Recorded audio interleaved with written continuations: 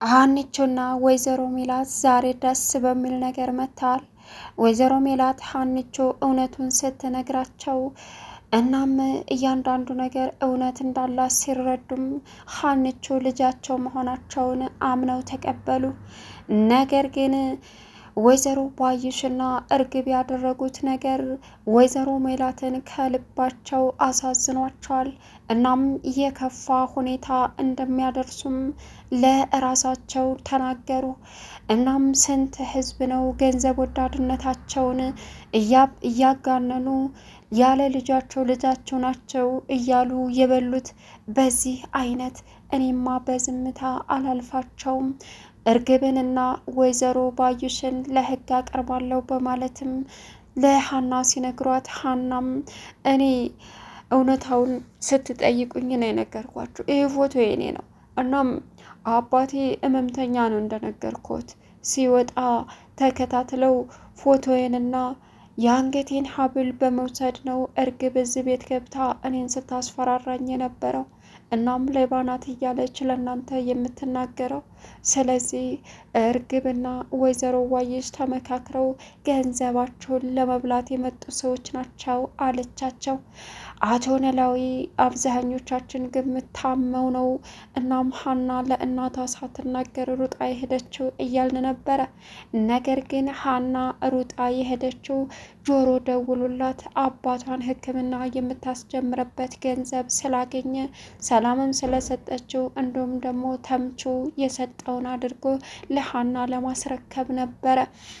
እናም እዛ ሄዳ አባቷን ሕክምና ለማስጀመር ሲነግራትም ከየት አመጣ የሚለው ጥያቄ መጣበት።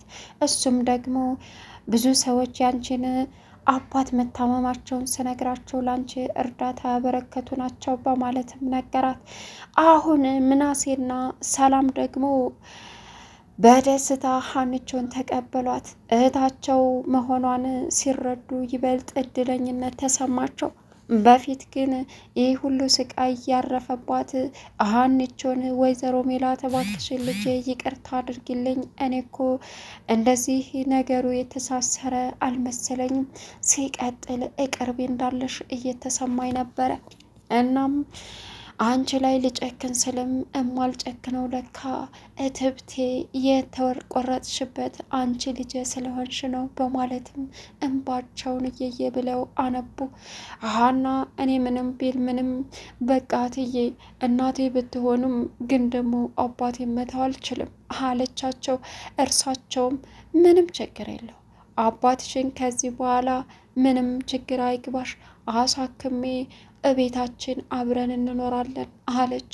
አይ አባዬ እንደዛሽ የሚል አይደለም፣ አባዬን የራሴ ማሳከም ነው የምፈልገው አለች። እዩልሽ ያንቺ አባት እነትን ልነጥቅ ሳይሆን አንቺ ልጅ ነሽ፣ እናት ልሁን እንጂ አባት ልሆን አላልኩም። ስለዚህ እመኚ ልጅ በማለትም ሀናን አሳመኗት። ሰላም ውድና የተከበራችሁ የቻናል ቤተሰቦች እንዴት ናችሁ? ልይ ሰላማችሁ ይብዛልኝ። ለዚህ ቻናል አዲስ ሲሆናችሁ ሰብስክራይብ ያደረጋችሁ ቪዲዮን እስከ መጨረሻው ተከታተሉ። እንግዲህ እነ ኖላዊ ወይም ደግሞ ሀኒቾ በአዲስ ነገር መጥተዋል ማለት ነው። ሀኒቾ እንግዲህ ከእናቷ ጋር በእጅጉ ደስ በሚል ሁኔታ ተዋውቃለች።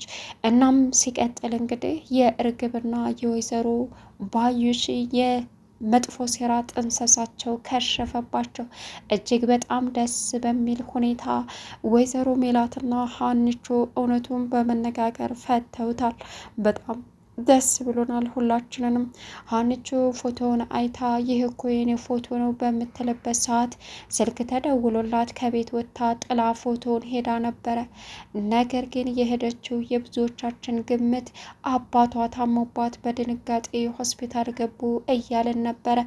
ነገር ግን ሀኒቾ የሄደችው አባቴ ምን ሆነ ያለችውም ጆሮ ደውሎ ያንን ከሁለት ሰዎች ከሰላምና ከተምቹ የተቀበለውን ብር ሀና ማስረከብ ስለፈለገ ነበረ።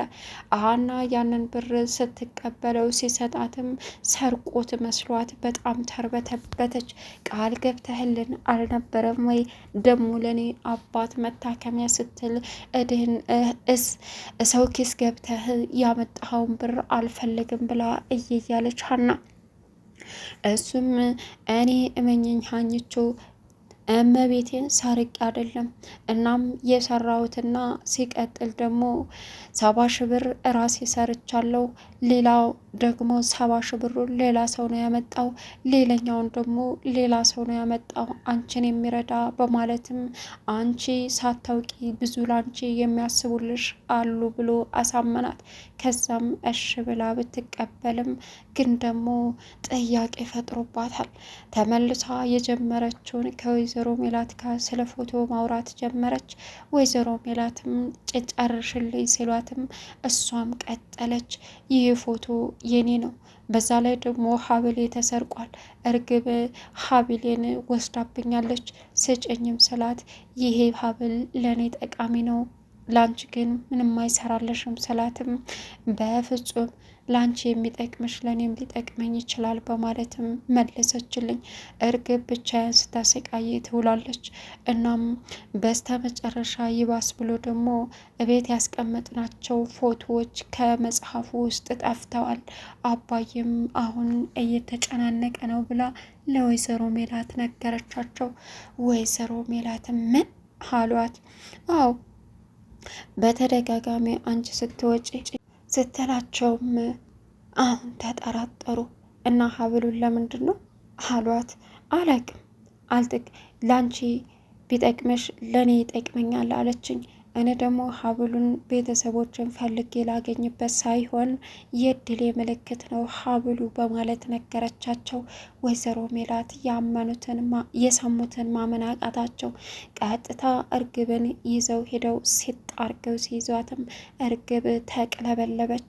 በማግስቱም ጠዋት ሳትታይ ጥላ ጠፋች።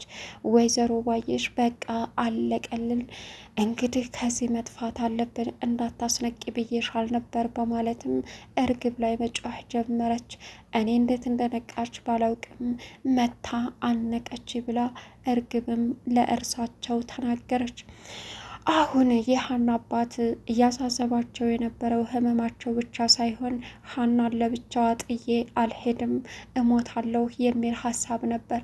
ሀና ከቤተሰቦቿ ጋር ስትገናኝላቸው በእጅጉ በደስታ ፈነቅንቅ አሉ። ግን አንድ ልባቸው ደግሞ ፈራ። ልጅ እኮ ግን ቤተሰቦቿን ካታገኘች ልትርቀኝና እንደውም ፍቅሯ ሊቀንስብኝ ይችላል የሚልም ሀሳብ አደረባቸው። ነገር ግን አባዬ እኔ ቤተሰቦችን ባገኝም አንተ እናትም አባትም እህትም ወንድምም ሆነህ ያሳደግከኝ ብቸኛ አባቴ ነህ። ማንም ሰው ቢመጣ እንዳንተ ሊሆንልኝ አይችልም። እንዲሁም ደግሞ እንዳንተ ቦታና ፍቅር ልሰጠው አልችልም። እባክህን አባዬ ተረዳኝ አለቻቸው። እርሳቸውም እሺ አሉ። ወይዘሮ ሜላት ውሳኔ ምንድን ነው? አሁን ሀናን እስከ አባቷ እቤታቸው አምጥቶ ሀናን አባት መንከባከብና ማሳደግ ነው፣ ማሳከም ነው። የሀናን አባትም ሄደው አናገሩት። ልጅን በዚህ ስነ ምግባር አንጸ ስላሳደግካት እጅግ ከምንም በላይ ሳላደንቅና ሳላመሰግንህ አላልፍም። ልጅ እኮ ቀና ብላ የምታይ አይደለችም። እየተገፋች እየተሰቃየች ብዙ ነገር እየሆነች ግን ደግሞ በፍጹም ለነገሮች የማትቸኩል አስተዋይ ልጅ ናት። ምን ነው ካንተ ዘር ፈጣሪ ስለቀላቀለኝ ፈጣሪን እጅግ አርጌ አመሰግነዋለሁ በማለትም አመሰገነቻቸው። እኔም የምፈልገው ይህን ነበረ። ከመሞቴ በፊት ቢያንስ የኔ የምትለው ሰው እንድኖራት ነበረ ምኞቴ። ግን ደግሞ እኔ እየፈለግኩኝ ነበረ አንቺን። ፈጣሪ ባለው ሰዓት አንቺና ልጅ ስለተገናኛችሁ እጅግ በጣም ደስ ብሎኛል። እኔ ወደ ሀገሬ መመለስ አለብኝ አሉ አቶ ኖላዊ። ወይዘሮ ሜላትም በፍጹም የትም ቦታ አትሄድም፣ አንተም ሀናም ከኔ ጋር ደስ በሚል ሁኔታ ትኖራላችሁ። የሚንከባከበንም ሰራተኛ እቀጥራለሁኝ፣ ሕክምናህንም እዚሁ ሁነ ትቀጥላለህ። አንተ ለሀና ታስፈልጋታለህ እንጂ በፍጹም አንተ ወደ ሀገርህ አትመለስም በማለትም ጥያቄ አቀረቡለት። የሀና አባትም ከሀንቾ ጋር ተማክሬ ያለውን ነገር አሳውቅሻለሁ በማለትም ለወይዘሮ ሜላት መልሱን አስረከባት። ወይዘሮ ሜላት አሁን እጅግ በጣም ደስተኛ ብትሆንም በልጅነት እስካሁን እድሜ ባሉበት ጓደኝነቷ የከዳቻቸውን ባዩሽን ሲያስታውሱ ደግሞ እጅግ በጣም ልባቸው ተሰበረ። እንዴት እንደዚህ ታደርገኛለች ስትልም ጥያቄ የፈጠረባቸው።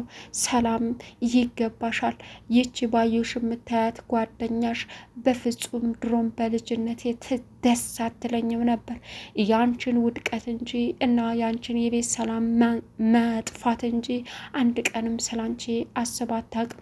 ስለዚህ እሷ ጋር ተመካክረው እዚህ ቤት እርግብን እንድታመጣ ያደረገችው እሷ ናት። ምክንያቱም ሁኔታቸው ምናምን ደስ አላለኝም ነበረ። አሁን ግን አየሽ ሰው ማመንሽ ይህንን ጉድ አመጣብሽ አለቻት። እናም ልጄ አንቺ ልክ ነበርሽ ይቅር በይ በማለት ሰላም ላይ ተጠምጥማ ማልቀስ ጀመረች ወይዘሮ ሜላት። ሀንቾም አብራ አለቀሰች። ምናሴና ሀንቾ አሁን ሰላም እንዲሁም ምናሴና ሰላም ሀንቾን በማግኘታቸው ከምንም በላይ እጅግ ደስተኛ ናቸው። አንቺ እኮ ከእህትም በላይ የቤታችን ፈውስ ነሽ፣ በቃ ፈጣሪ ባርኮ ወደኛ አምጥቶሻል በማለት እኔ አንድ ቀንም የሚገርመው ነገር እንደ ባዳነት ተሰምቶኝ አያውቅም። ሀንቾን ሳያት እጅግ ከምንም በላይ ደስተኛ ነበርኩ እማዬ በማለትም ማውራት ጀመረ። እናም እንግዲህ ደስ በሚል ሁኔታ ህይወታቸውን ቀጥለዋል። ግን ወይዘሮ ሜላት በእጅጉ አምረው እርግብንና እንዲሁም ከጋዜጠኛው ጨምሮ ወደ እስር ቤት አሰናብታቸዋለች። ምክንያቱም በእኔ ልጅ ላይ በእኔ ህይወት ላይ ያደረጉት እቅድ ይህን ጊዜ ለገንዘብ ሲሉ በሌላ ሰው ላይም ያለ ልጆቻችሁ ናቸው ስጋችሁ ናቸው እያሉ እናትና ልጅን አጣልተው አራርቀው ኑረዋል። ስለዚህ በፍጹም ዝም ብዬ ልፈቅድላቸው አልችልም አለች። ቻናሉን ሰብስክራይብ እያደረጋችሁ